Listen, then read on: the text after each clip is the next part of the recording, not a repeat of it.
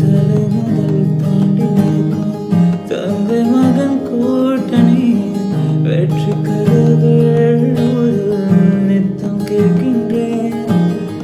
சிங்கப்பற்ற பிள்ளை என்று ஒரு சொல்லும் ஓசையோடு உயரமாக ஓய்விடுகின்றேன்.